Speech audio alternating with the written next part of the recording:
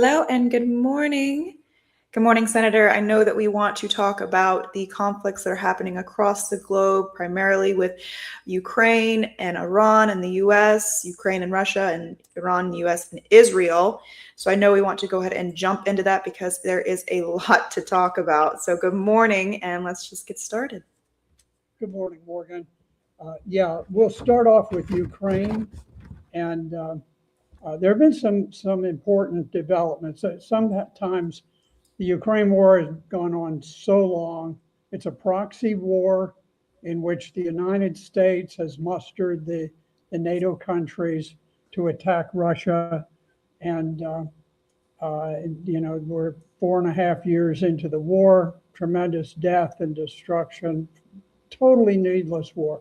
Absolutely no reason this war had to start. But in any event, there are some important developments.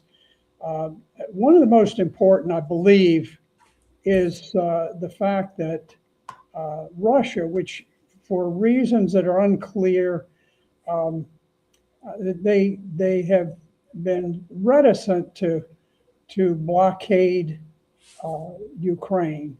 And so Ukraine has major port facilities around Odessa and surrounding ports. And what has happened is the Russians have shifted attention, and they have launched attacks that have effectively blockaded the Ukrainian ports.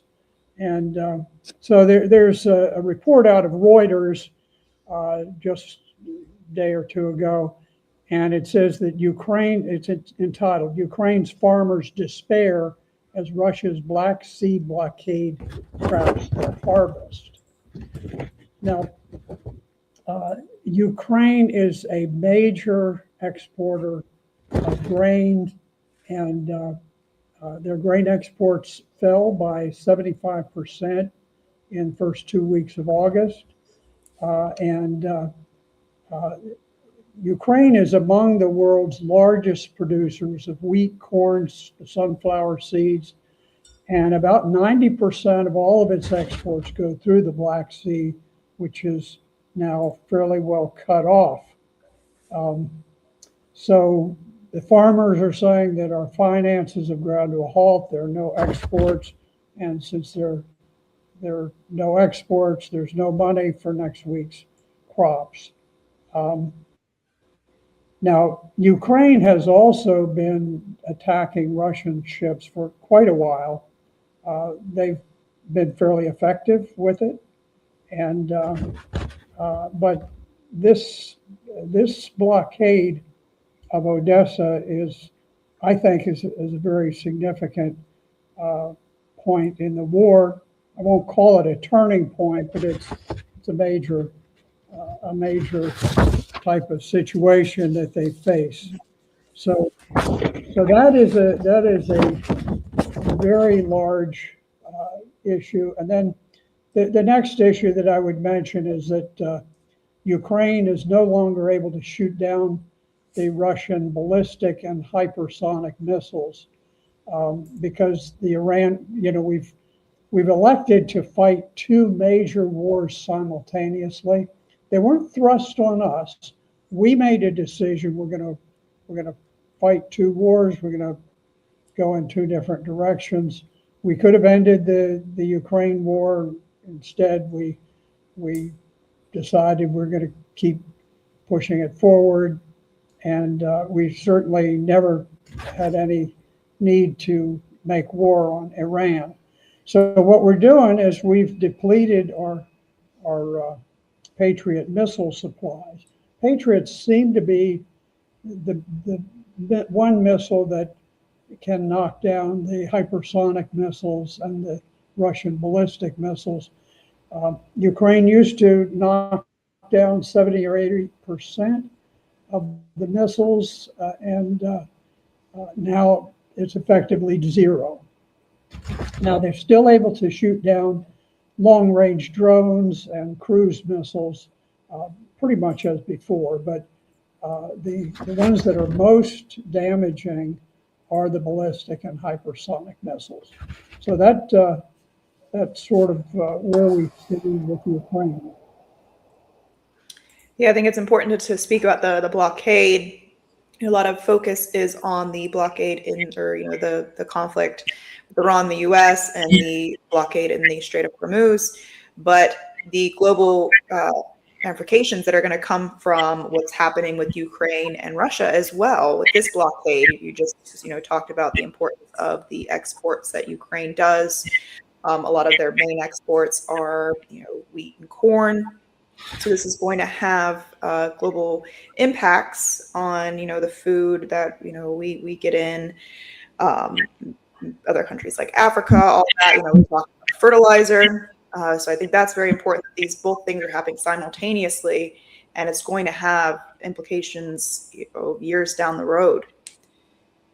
Yeah, this is true. Now, what's interesting is that Ukraine their exports of corn constitute about 10% of the world's exports. And those are going to be substantially cut off. At the same time, Russia is a major exporter. I don't have a figure. It may not be as large as Ukraine, but it is large. So when you put together those two wheat and corn exporters, vegetable oil exporters, you're talking about a pretty significant hit to the world's food supplies. And as you mentioned, particularly in Africa, a great portion of their food supplies does come from that area, from Ukraine and from Russia. So this is going to be driving up the price of food, and certainly we ought to close this war down. If we would stop throwing gasoline on the fire would burn out. It's that simple. The U.S. plans the attacks. We have our satellites, telling the Ukrainian forces where to go, what sites to hit. We got the CIA working for them, and if we just cut it out, tell them, okay, look, we're finished with the war. You need to come up with an agreement and wrap it up. It would happen, but we have not. I guess there are elements that still want the war to proceed. I know, it's a little different with the Republican and the Democratic Party. The Democrats very much against the Iran war, and I'm not at all in favor of the Iran war. But on the other hand, the Democratic Party is all in for Ukraine. Mm-hmm. And so they're kind of schizophrenic about this thing. And if it's, I wish that President Trump would just make a decision and say, look, we got to cut this thing off. Yeah. It's hurting us in so many ways. Mm-hmm. I do have in the past done some lobbying with Doctors Against Genocide, meeting congressional members directly and talking about their policy, primarily in Gaza, with not holding Israel to their what they agreed on with the ceasefire is one that we spoke extensively about with our representatives. Even the laws that they themselves have to abide, the most kind of prominent one that people talk about is the Leahy laws. And one thing that would strike me is sometimes they would speak about, there was a shift in posturing after Biden administration and the Trump administration. You had a lot more coziness with the Democrats and willingness to be receptive to this message, but would kind of be in the stance that they can't do anything because they're not in power. But one interesting aspect would be the talking points on Ukraine, how Ukraine is also going through, we have to be at Ukraine's back, and what the current administration is doing, not allying with Ukraine, is just a crime of humanity on their own is kind of what they would portray it as. But there was one congressional member that I went into their office. We spoke to them directly, and he had presented on his desk. So it was very important to him, a picture of him and Zelensky handshaking. And it was it's a very interesting thing when you go into the halls of Congress. You see these posters on the outside of their offices. I stand with Ukraine, I stand with Israel. And there is just this devoid of what the actual people within their districts that they were sent there to represent actually need. It is just this veneer of, I'm with on the right side of history, however they want to look at it, when they're projecting their allegiance to another country and basically boasting about it. So it's completely insane to me. I remember looking at that picture and I just thought it was just so insane, because you have a congressional member who was sent there by the people of his district. And I'm not going to name names or name states or anything, but instead of having, a picture of some of their community leaders or anything, it was a picture of a foreign head of state that he was basically declaring was more important to him than a bunch of other causes. So I think that that's very important, that you have this push in Congress where they are steadfast in their allegiance to maintaining this bloodshed. Yeah, what you're saying is it's very enlightening, isn't it, when you walk the halls of Congress and you can actually see the hard evidence right in front of you, and you realize that these guys are bought and paid for by countries. They're recycling money one way or the other. It's a deeply corrupting thing. You wish they would have a big sign up there that says, "I stand with the American people." Yeah, it is very shocking. Right after October 7th, there would probably pretty much majority of the congressional members had those signs out, and just like the Ukraine one as well.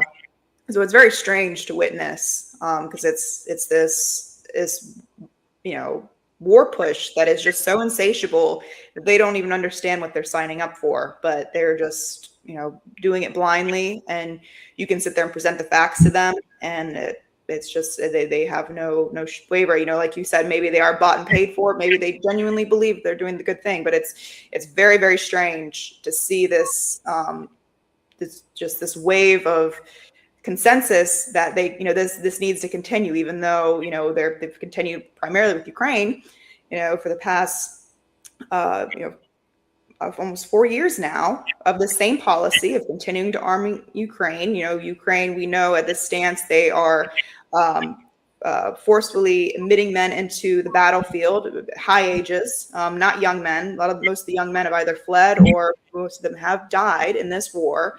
The majority of Ukrainians that don't even want this war. There was, at the very beginning, you had at the western side of the Ukrainian country, you had primarily a large consensus. They wanted this war. They wanted to defeat Russia.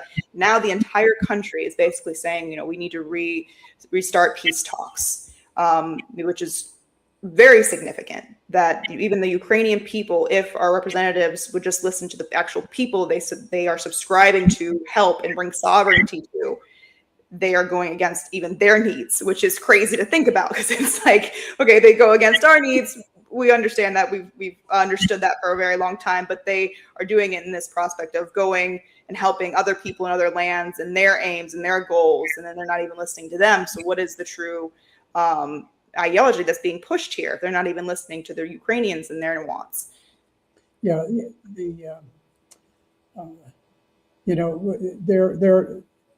there are immensely wealthy people, globalists, Zionists, who stoked the war in Ukraine and the war in Israel. And these are often money-making proposition. They've put a lot of money into Ukraine. They want a return on the dollar. And so that's the reason that this thing goes on. And ordinary people, the man in the street, you can't keep up with this stuff. You can't follow this. It's like, with all the work that I did in Syria, I understand extremely well what's going on there.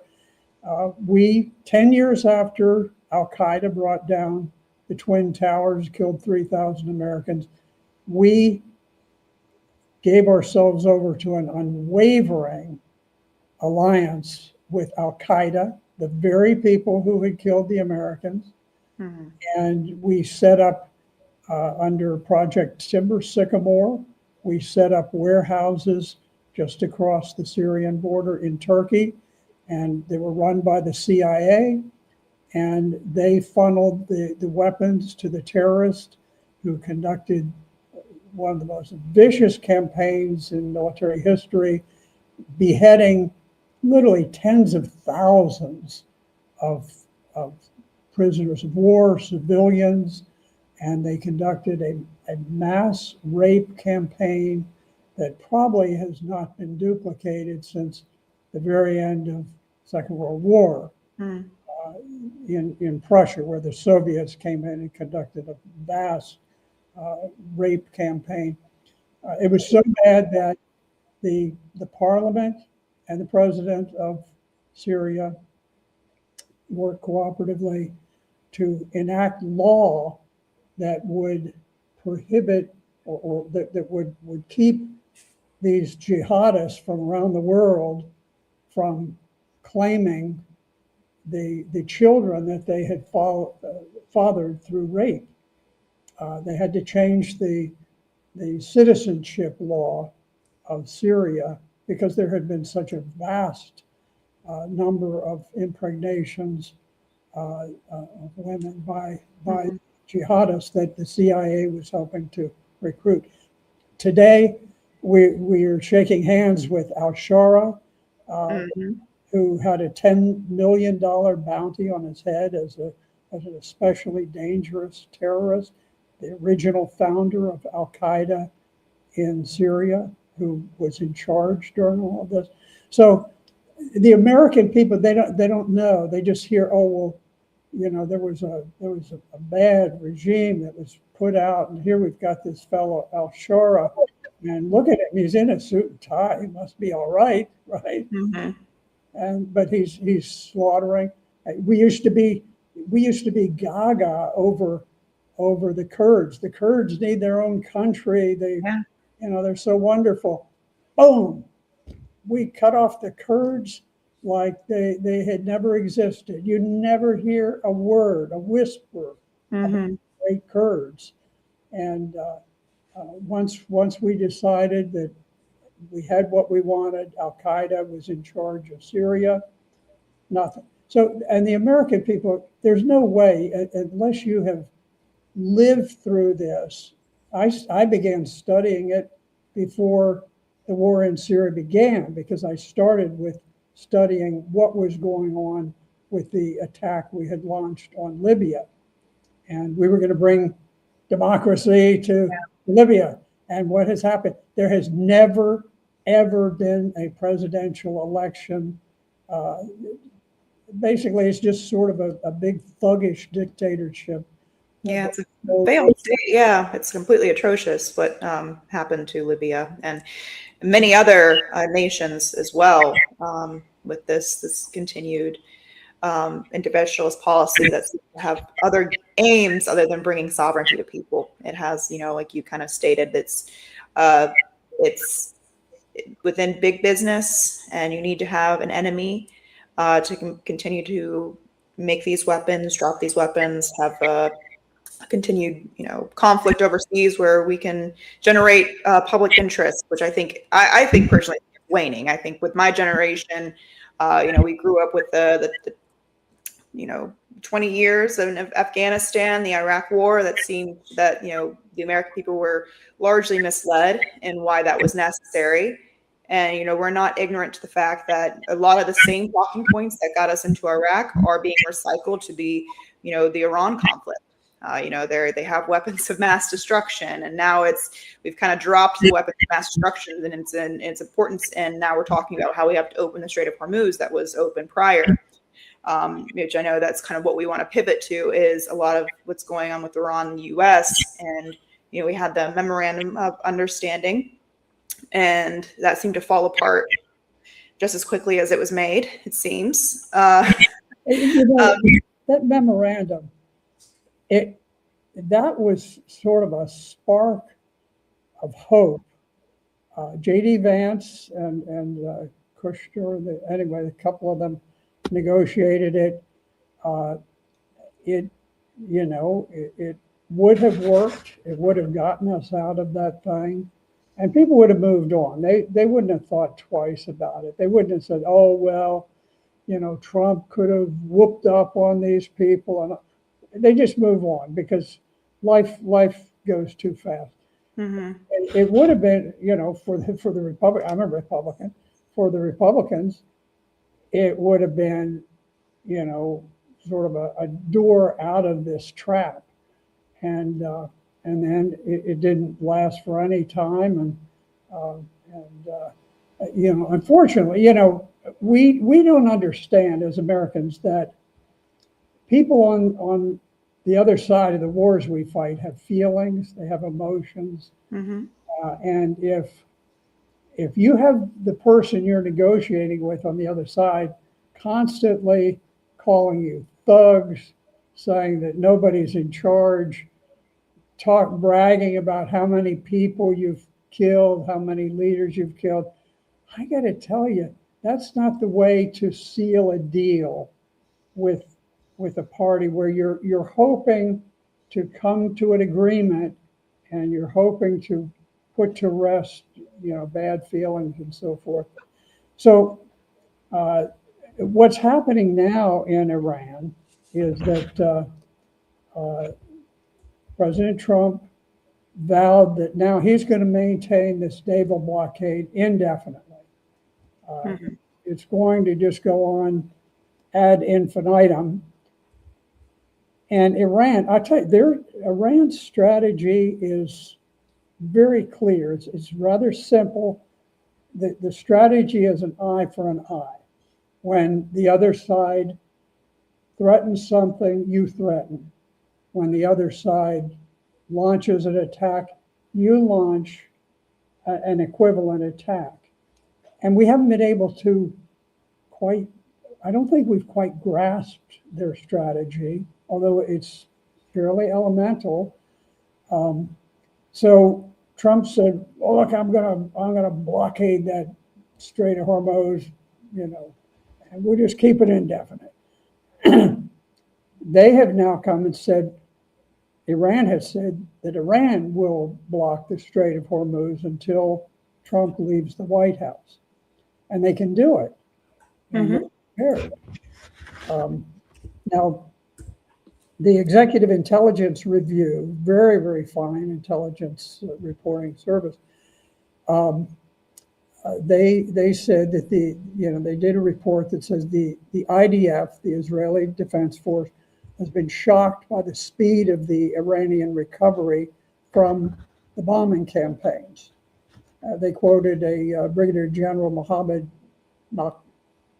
Naqvi, advisor, the commander of the Islamic Revolutionary Guard Corps, and he spoke to PBS NewsHour August 11th, and he said, "Look, this country is vast. We can make missiles securely wherever we want."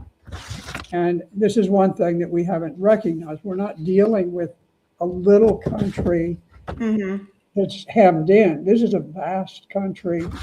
And the Jerusalem Post on August 13th ran an article that said Israeli defense officials have been shocked by the speed of Iran's recovery following the early 2026 war. Quote, "The IDF is now seeing a stunningly speedy turnaround in many areas, including the ballistic missile threat." So the Israeli intelligence, you never know what their intelligence really says versus what they are telling the White House, it says.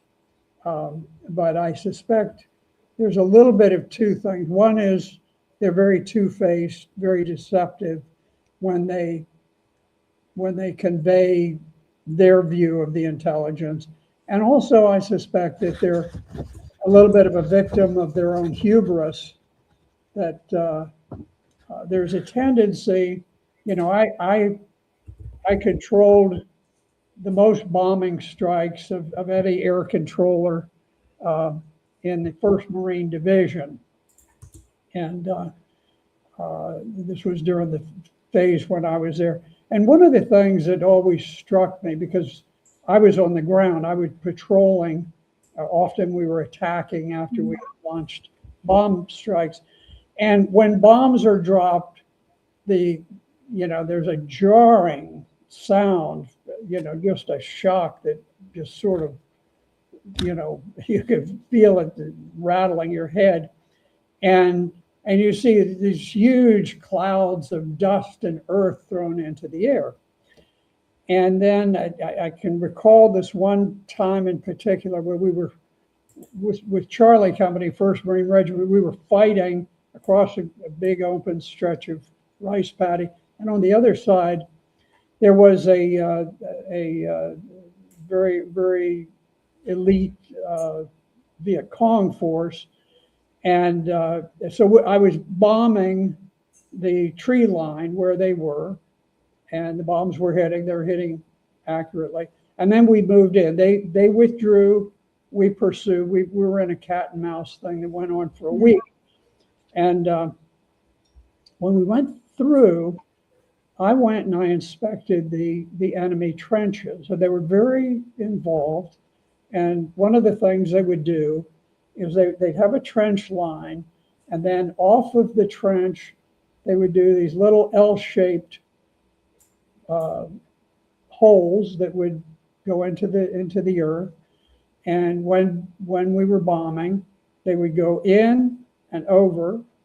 And so the blast from the bomb would travel down the trench line. And in order to injure the soldier who was there, the blast had to go down, turn left, turn right. And in the course of that, a lot of the force would dissipate.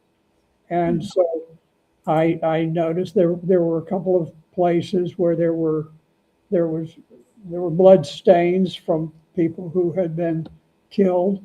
But it's my impression that most of the people there were not killed or wounded.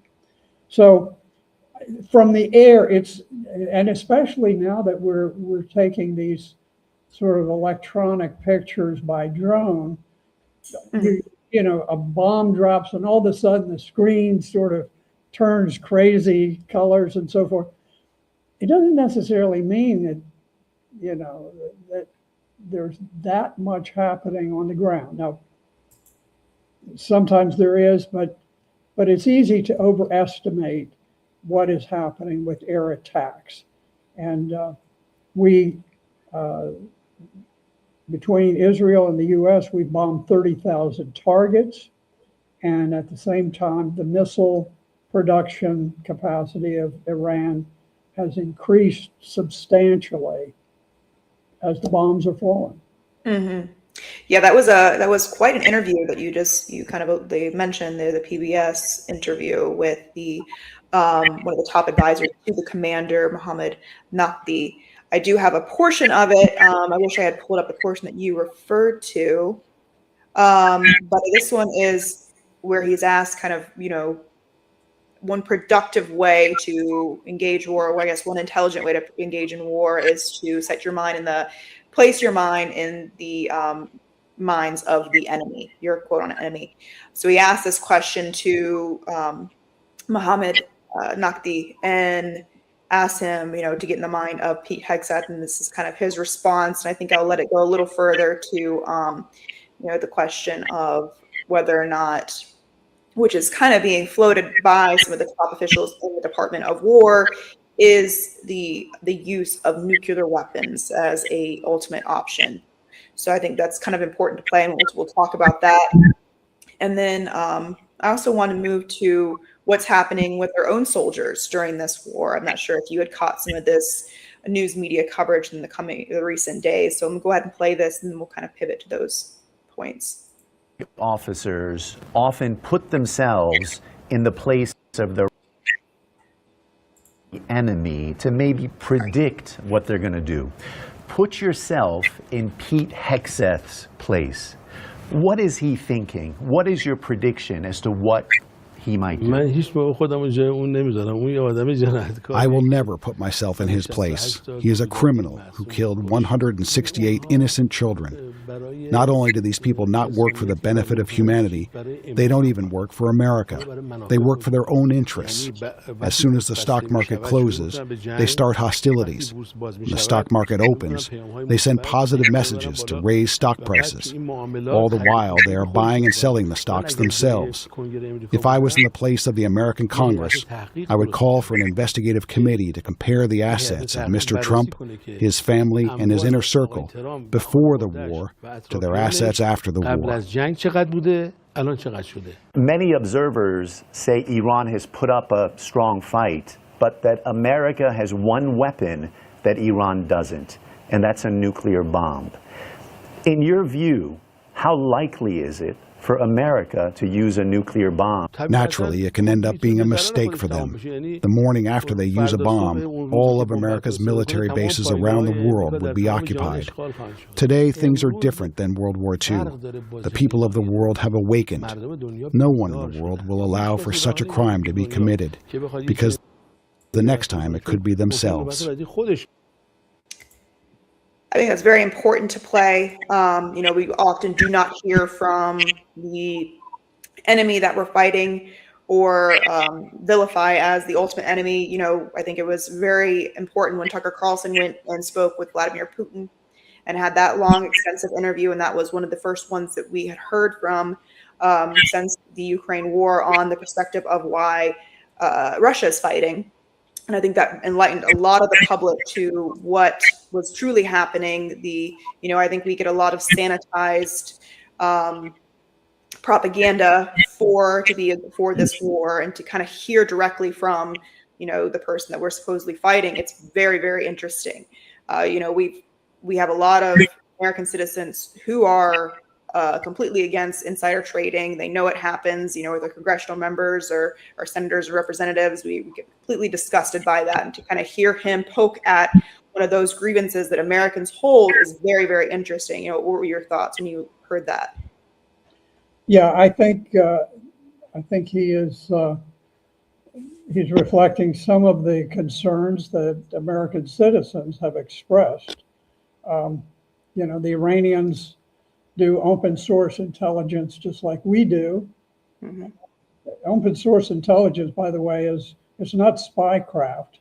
It's simply relying on all of the published information that's available around the world. It's a fairly unique talent to have. It's, you have it, I have it. You have to be able to put yourself in the shoes of the other party, and you have to see things through their eyes. For example, when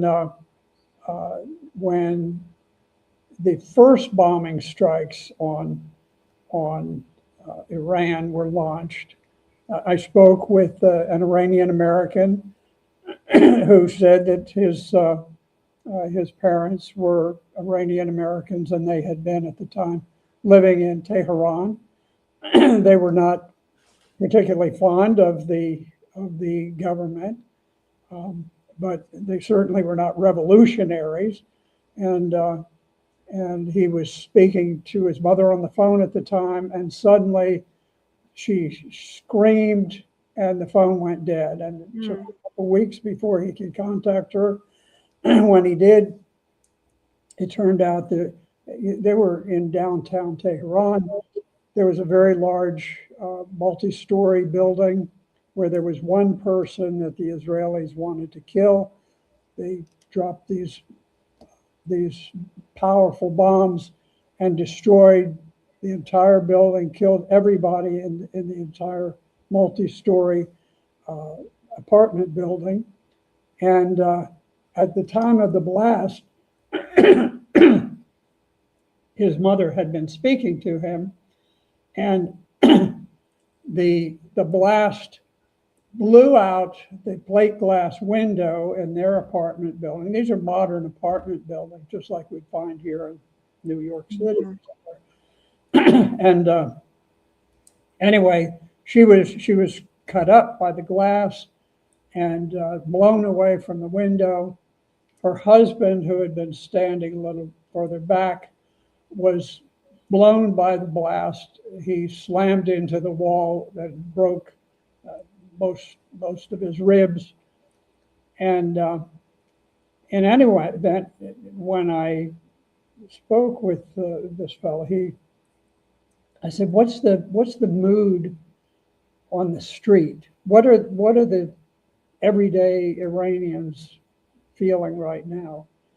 And he said, "Look," he said, "there was a lot of opposition towards the government. It wasn't revolution. It was just, like it is in this country. You have Democrats, Republicans." But he said, everyone in Iran is united. They're being bombed, innocent people being killed. He said, there is no opposition now. And I think this is history. I mean, we saw the same thing at Pearl Harbor. We had lots of opposition to going to war with Japan or Germany, and we had the bombing, and all of a sudden there were no voices against war. And the same thing happened in the Battle for Britain, which was the great air campaign that Germany launched against Great Britain during the Second World War. And now Great Britain had a very powerful Nazi element, domestic, people from England who were Nazis, who were very committed to the belief in that ideology. But once the Battle for Britain started, it was gone. There were no more sympathizers with the Germans, and this is just the way human nature works. Exactly. Yeah. I wish that everybody in the CIA, and of course, I wish there was some way that somebody had control over Mossad to help these people understand that the people you demonize don't necessarily take in information and arrive at conclusions in ways that are dramatically different than you and I would. I may be, I may have feelings this way or that way, but when someone without the slightest provocation kills my wife, my children, my grandchildren, my parents, that's a totally new dynamic. And I know in the White House they don't understand this. And I don't believe that much of the intelligence agents, they're these people, I don't think they don't conceptualize that. They don't have it at a gut feeling. So it's a weakness for us, and it's one that sometimes leads us into very, very bad directions. Yeah, it seems like we listen to the Israelis, a lot of their intel is often faulty. We have to kind of question whether they are doing it on purpose or not, because it seems like they often do it, and it seems logical to question even their kind of how they got to that conclusion of, the people would be screaming and rejoice in the streets if we, toppled the regime. By toppling the regime, we had President Trump tweeting about, bombing desalination plants, bridges, and these are civilian infrastructures that, if you walked to your house one day and your local pharmacy was being bombed, I don't think you would really care about the new ideology that was to be ushered in. You would see that it's an infringement on, kind of your quality of life, and that is wrong. So So I think you have a lot of people who will rally together during that when you have a foreign invader try and, bring you sovereignty or, your rights back is kind of what the U.S. has claimed. But we've completely dropped that narrative.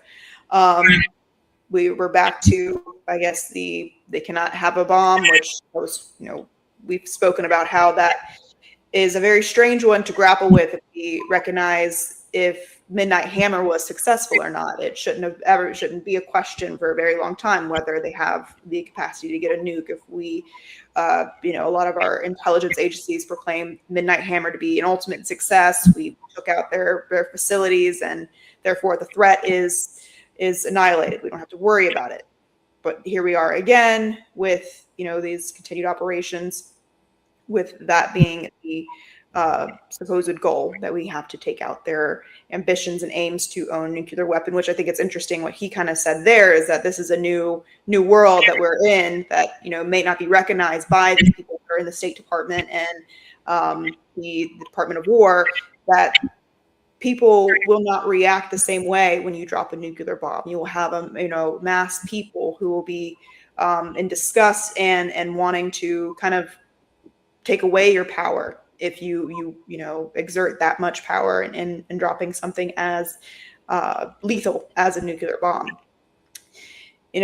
This engagement started, and it was said that it was going to only be a few weeks, that we would be finished in a few weeks, we would meet our goals, and therefore we don't need a declaration of war from Congress, that within the rights of the executive branch, they have 60 days to conduct these operations if we're an imminent threat. So far, we have not had any credible evidence that we are an imminent threat, nor has this 90 days has lapsed multiple times. So much so that the USS Abraham Lincoln has been in the middle of the sea for over 200 days. So much so that you have Navy men actually throwing themselves overboard. I'm not sure if you had seen this article. I've seen this, and while I'm just 100% against this war in Iran, I do think that some of that story is overhyped. This idea that people are jumping overboard, normal people don't do that. I don't care how long they've been at sea. I did notice that there was one fellow who jumped over, but he wore his life vest and he was quickly picked up. I know there's a certain degree of politics that are taking place. I looked up when I saw this. I was very interested in the length of time that the Abraham Lincoln had been at sea, and it is a long time. But I looked to see, is this a record? I was quite surprised because it's often talked about that way, but apparently there have been others that were out for a good bit longer, maybe like 25% longer, and not in the distant past either. But so I think there's a little bit of hype going on with that, but at the same time, I think the Navy is under a tremendous amount of strain because they just are being thrown from thing to thing. They've had a big naval force off Venezuela, and then the same naval force ended up going to aid Israel and taking over different countries. And so the Navy is under strain. I don't doubt that. I guess it's the particular story.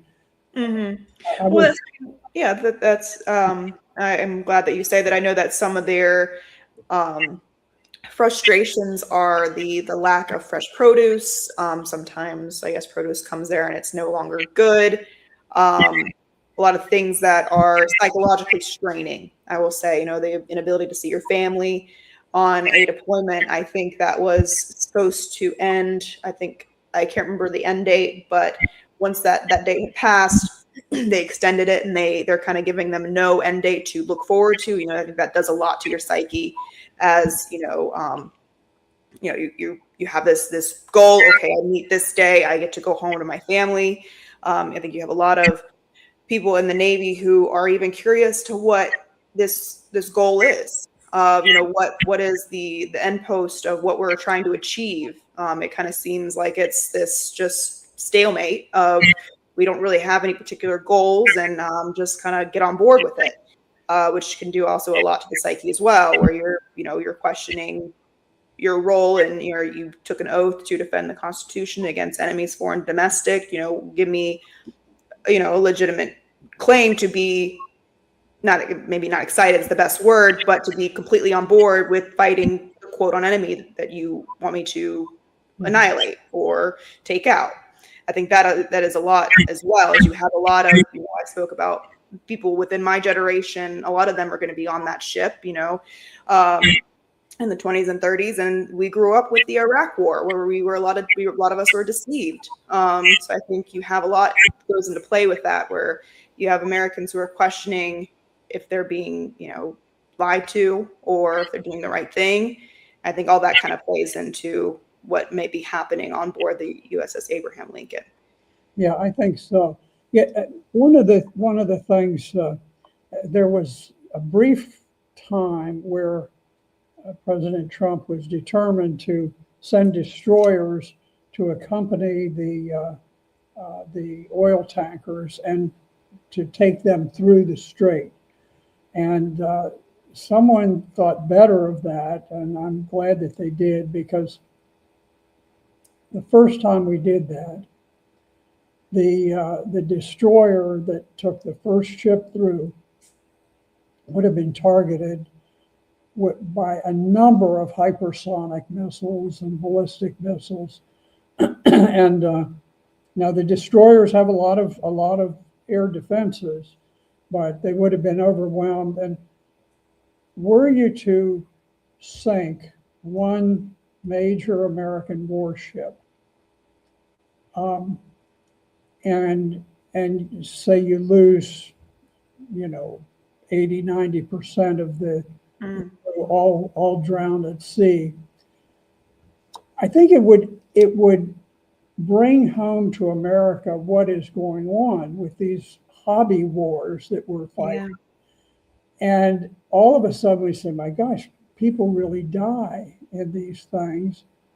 And then people would say, wait a minute, what are we doing? What are we finding? Something about a nuclear bomb that they've been talking about for 40 years. Mm-hmm. Is that, what are we doing? And I'm not sure, considering that we started the war with the American public being very distrustful of the war. Americans have never liked the Iranian war. We've never convinced them that this was the thing to do. And if we were to lose a major warship and all of the sailors aboard, I'm not so sure that it couldn't bring down the government. Yeah, I think you nail on a good point. Is this detached kind of feeling towards the conflicts that we engage in. A lot of what during the Obama wars, you had the drone warfare. So you had us kind of taking out people via drones. You had a lot of the soldiers kind of in a room where they would push a button. There was a lot of detachment from the actual, the heaviness of taking one's life. And, like you said, these people have feelings just like you and me. We might have the same goals. They might be an adversary, but they also have, family they go home to. A lot of, so I think that is important that you nailed upon that, is that a lot of the American citizens, they don't really recognize the true toll of what's going on when we engage in these overseas. They see it with, they might question the Pentagon budget, that's, $1 trillion or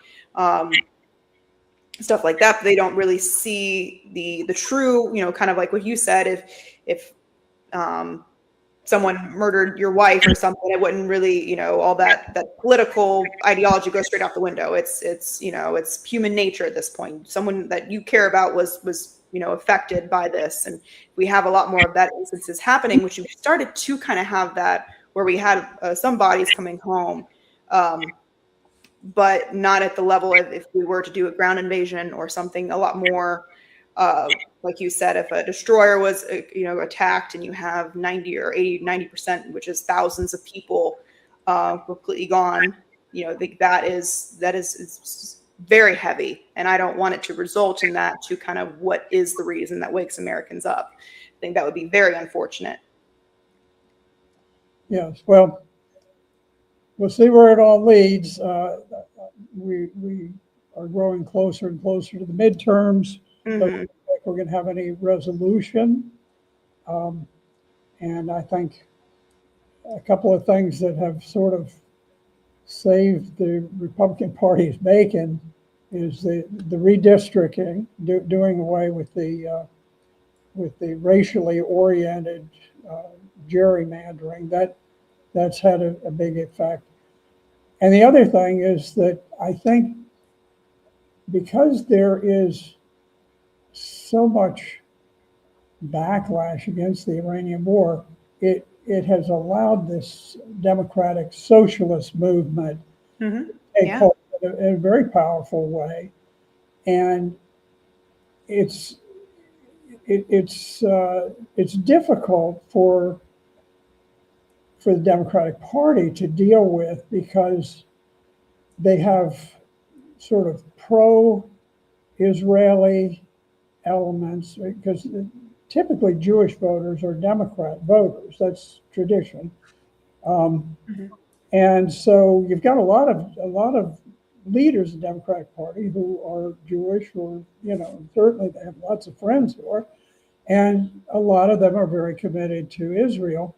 And then the Democratic Socialists is very opposed to the all of the wars in the Middle East that we're fighting, and it's causing a clash that is it's just kind of mind-boggling to think, how do you bring these disparate groups together? So I think that will tend to level the playing field a little bit. It's almost anybody's guess where this thing is going to end up with the midterms. It looks like El Said is going to have real difficulties with his Senate race. Mhm. And I think we'll see. I think the Republicans are very likely to hold the Senate, and the Democrats may not win control of the House by as large a margin as they had hoped. It may be a more narrow margin, but I could be wrong. I mean, politics is a very volatile topic, Mhm. and we'll have to see the morning after what happens. Certainly. And thank you, Senator, for your input today. I think it's very important, kind of us drawing the connections between the engagements with the Russia and Ukraine and Iran, US and Israel. The implications, like you say, the blockade, the Russia's engaging on Ukraine, and then you have, the blockade in the Strait of Hormuz. A lot of this is going to affect not only Americans, but the entire globe. So I think that's very important for us to touch upon. And I want to encourage everybody to like and subscribe and tune in next week to focus on the news. So thank you, Senator. Thank you, Morgan.